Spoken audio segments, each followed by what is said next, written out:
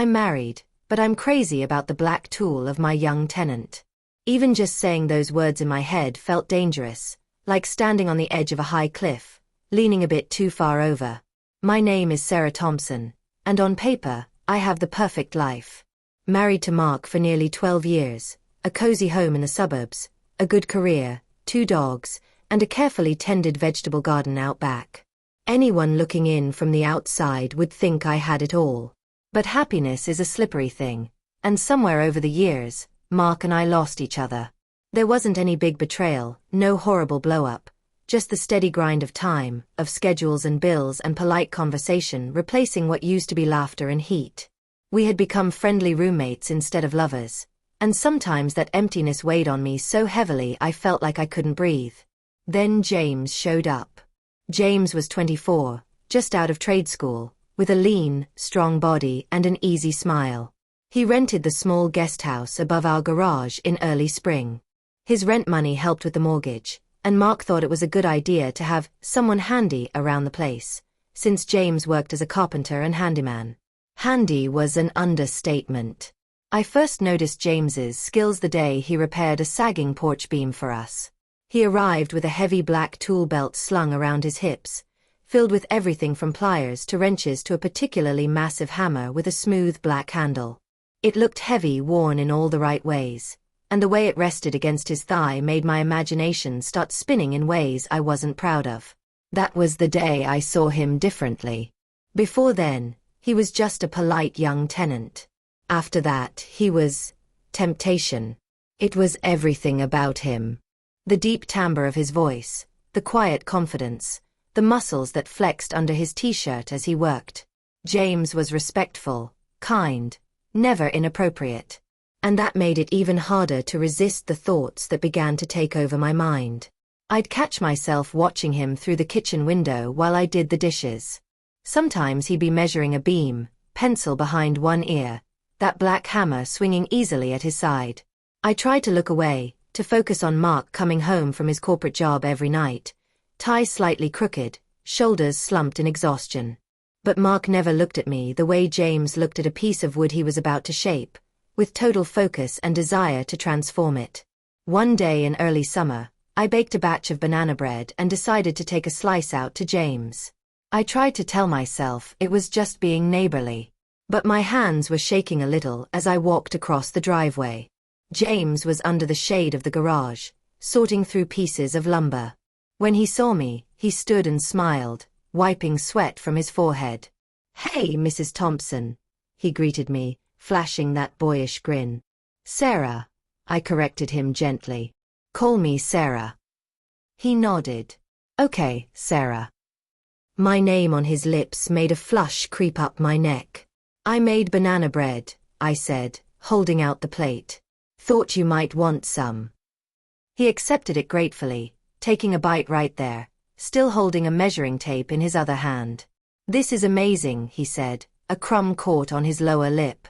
"Thank you." "You're welcome," I murmured, and our eyes held for a moment, longer than necessary. A breeze blew past us, carrying the faint scent of sawdust and summer. James shifted a bit, adjusting the black hammer on his belt. The handle caught my eye, and a ridiculous, forbidden ache pulsed through me. I left quickly after that, cheeks burning, and scolded myself the entire way back to the kitchen.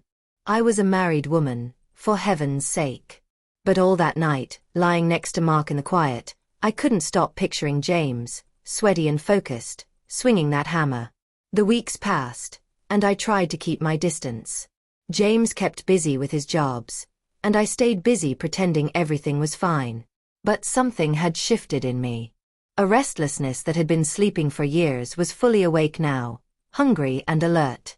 One Saturday, Mark was away on a business trip, and I was home alone. James came to the back door and knocked. "Hey, Sarah," he said. "I hate to bug you, but my shower's acting up. Mind if I use yours real quick?" My heart started pounding so hard I thought he might hear it. "Of course," I managed to say. "Come on in."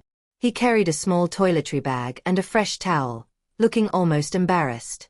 I showed him the bathroom off the main hallway and tried to keep my eyes on his face, not on his arms, or the tool belt slung casually over his shoulder. "Thanks again," he said, flashing that grateful grin. "No problem," I said, backing away before I did something ridiculous. While he was in the shower, I tried to distract myself by tidying up the living room. But the sound of the water running, knowing James was just a thin wall away, his strong body under that spray, it was torture.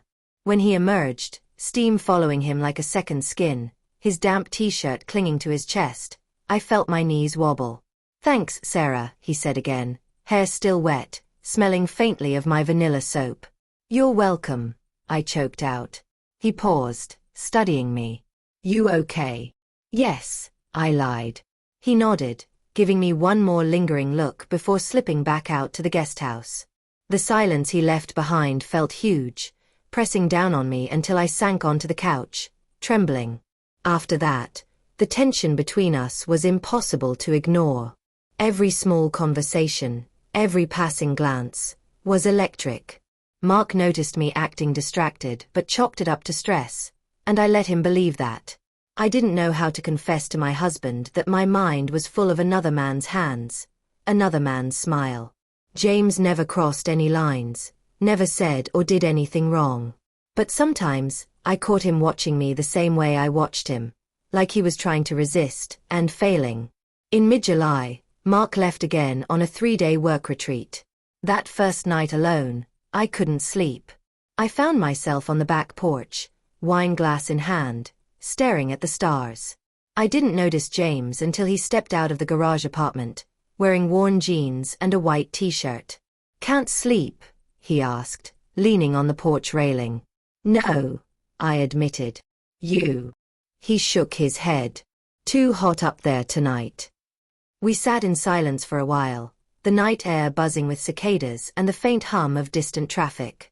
Finally, I blurted it out, the words tearing out of me before I could stop them. "James, do you ever feel lonely?" He looked at me, eyes serious, and nodded. "Yeah, a lot." I swallowed hard. "Me too." We talked for hours, about everything and nothing. About his mom back in Texas, about how he loved building things, about how I missed feeling wanted. I didn't mean to say that last part, but once it was out, I couldn't take it back.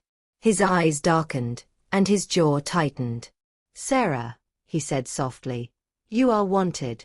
The way he said it, so steady and sure, made tears well up in my eyes. "I shouldn't," I whispered.